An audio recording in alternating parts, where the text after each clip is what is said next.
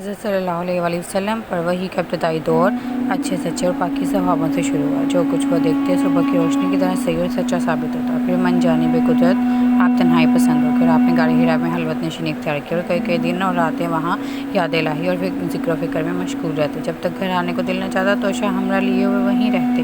تو شاہ ختم ہونے پر ہی اہلیہ حضرت خدیجہ کے پاس تشریف لاتے اور کچھ تو شاہ ہمراہ لے کر پھر وہاں چل جاتے۔ یہی طریقہ جاری رہا کہ آپ پر حق منکشف ہو گیا اور غار حرا ہی میں آپ قیام پذیر تھے کہ اچانک حضرت جبرائیل علیہ السلام آپ کے پاس حاضر ہوئے، کہنے لگے اے محمد پڑھو۔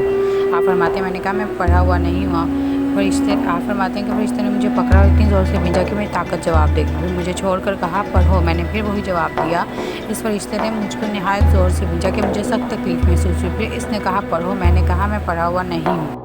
فرشتے نے تیسری بار مجھ کو پکڑا اور بھیجا اور کہنے لگا پڑھو اپنے رب کے نام کی مدد سے جس نے پیدا کیا، انسان کو خون کی پھٹکی سے بنایا، پڑھو اور آپ کا رب بہت مہربانی کرنے والا ہے۔ بس یہی آیتیں حضرت جبرائیل علیہ السلام سے سن کر اس حال میں غار حرا سے واپس ہوئے کہ آپ کا دل اس انوکھے واقعے سے کانپ رہا تھا۔ حضرت خدیجہ کے پاس تشریف لائے اور کہا کہ مجھے کمبل اڑا دو۔ جب لوگوں نے آپ کو کمبل اڑا دیا اور آپ کا ڈر جانے لگا تو آپ نے اپنی زوجہ سے تفصیل کے ساتھ یہ واقعہ بیان کیا۔ ان کی اہلیہ نے ان کی ڈھارس بندھائی اور کہا کہ آپ کا خیال صحیح نہیں ہوتا کہ قسم آپ کو کبھی اللہ رسوا نہیں کرے گا، آپ تو ہلاک فاصلہ کے مالک ہیں، آپ تو کنبہ پرور ہیں، بے کسوں کا بوجھ اور اپنے سر پر اٹھا لیتے ہیں، مفلسوں کے لیے کماتے ہیں، مہمان نوازی میں آپ کی مثال نہیں اور مشکل وقت میں آپ امر حق کا ساتھ دیتے ہیں۔ ایسے اصحاب حسنہ والا یوں بے وقت ذلت و خواری کی موت نہیں مر سکتا۔ مزید تسلی کے لیے وہ آپ کو ورقہ بن نوفل کے پاس لے گئے جو کہ انجیل کو بھی حسب منشاء خداوندی پرانی زبان میں لکھا کرتے تھے۔